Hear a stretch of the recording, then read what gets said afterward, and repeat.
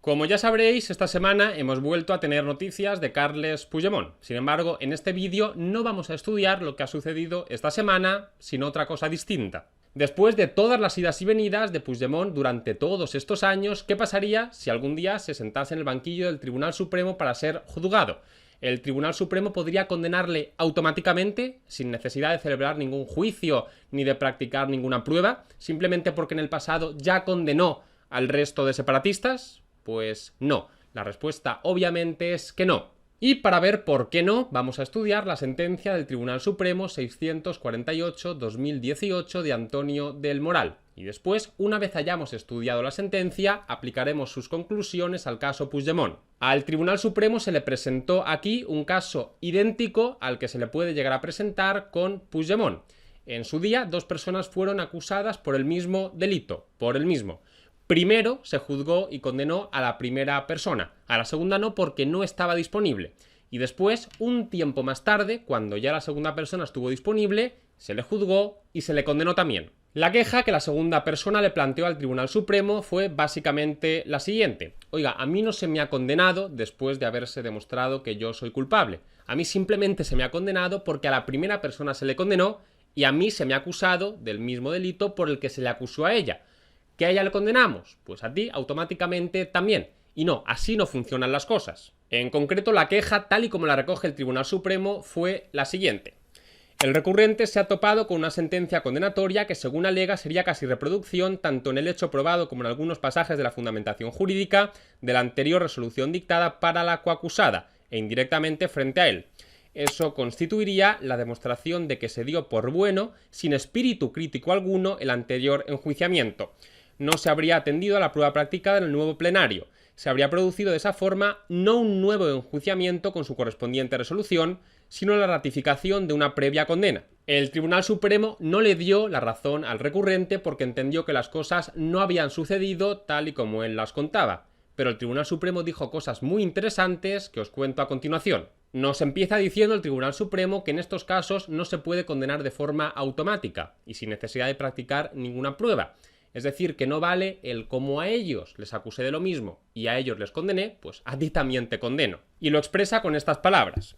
Lo destacable ahora, como principio, es que el enjuiciamiento de quien por estar rebelde fue excluido del juicio seguido contra los acusados debe llevarse a cabo atendiendo a las pruebas practicadas en el nuevo plenario sin prejuicio alguno derivado del anterior. Para que quede claro, nos dice el Tribunal Supremo que lo que se pretende evitar es que la sentencia anterior sea usada como falsilla de la nueva sentencia, que sería así una copia disimulada de aquella. O para que quede aún más claro, el Tribunal Supremo dice también que lo que se pretende evitar es que la segunda sentencia sea simplemente un copia y pega de la primera sentencia. Y nos lo dice tal cual.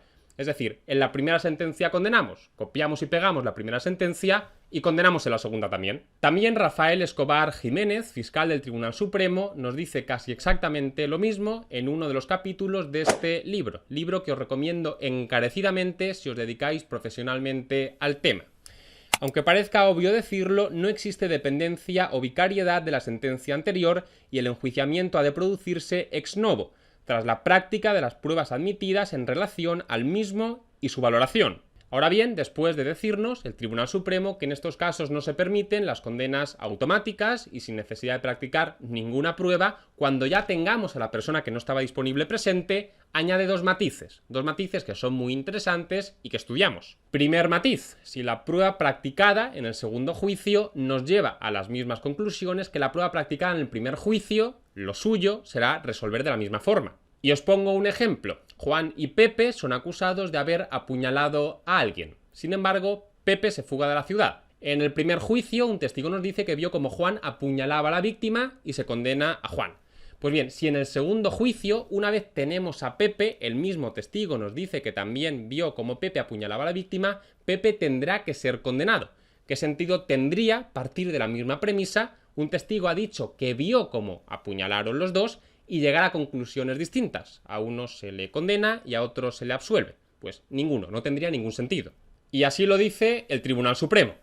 Cosa diferente es que si se practican las mismas pruebas y arrojan un resultado similar, lo lógico es que el pronunciamiento sea también similar y no se produzcan divergencias relevantes. Ese resultado, similitud o alta semejanza, Es aceptable si es fruto de un nuevo enjuiciamiento en el que se reproducen las mismas pruebas, no si es un sobreentendido que hace que el nuevo juicio se convierta en mero trámite para ratificar lo que ya se enjuició, sin intervención ni presencia del rebelde. Y segundo matiz, si después de haber practicado prueba, no antes, se llega a la conclusión de que se tiene que resolver de la misma forma, no hay ningún problema en aprovechar partes de la primera sentencia para la segunda sentencia. El copia y pega puede ser posterior a la práctica de la prueba, pero no anterior. Y os pongo otra vez el mismo ejemplo con Juan y Pepe. Si en la primera sentencia el juez argumentó con unas palabras por qué apuñalar a alguien constituía un delito de homicidio, el juez en la segunda sentencia puede copiar y pegar este fragmento. No tiene que inventarse otras palabras para que no coincidan en nada la primera sentencia y la segunda. Y así nos lo dice el Tribunal Supremo. Cosa absolutamente diferente es que con una técnica o mecanismo no elogiable, pero que puede ser disculpable ante la sobrecarga de trabajo que rodea a muchos de nuestros tribunales, y después de una valoración y decisión autónomas y no vicarias ni dependientes de la anterior, en el momento de plasmar por escrito las razones y redactar la sentencia, se haya cedido en algunos puntos a la muy próxima tentación de aliviar o acelerar el trabajo valiéndose del anterior texto. Si aplicamos todo esto, ya para concluir, al caso Puigdemont, llegamos a las siguientes conclusiones. Primera conclusión: el mero hecho de haber condenado antes a los otros acusados por el mismo delito no permite al Tribunal Supremo condenar automáticamente a Puigdemont. Por supuesto que el Tribunal Supremo puede condenar a Puigdemont, pero antes tendrá que celebrar un juicio y se tendrán que practicar pruebas que demuestren su culpabilidad. Segunda conclusión: si las pruebas practicadas en el juicio de Puigdemont llevan a las mismas conclusiones que las pruebas practicadas en el juicio de los otros acusados y a ellos se les condenó, a Puigdemont también se le tendrá que condenar. Sería lo suyo, porque sobre la base de las mismas pruebas y de las mismas conclusiones vamos a condenar a unos y absolver a otros. Y tercera conclusión: si después de practicar pruebas se entiende que Puigdemont también tiene que ser condenado por el mismo delito, no habría ningún problema con que el Tribunal Supremo utilizase de nuevo fragmentos ya contenidos en la primera sentencia.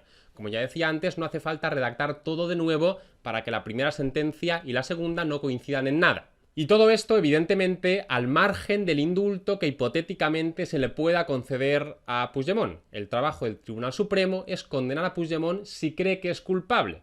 Y si el gobierno de turno decide indultarle, por las razones que sean, ese ya es otro asunto. El Tribunal Supremo no puede absolver a Puigdemont pensando en que quizás en el futuro puede llegar a ser indultado.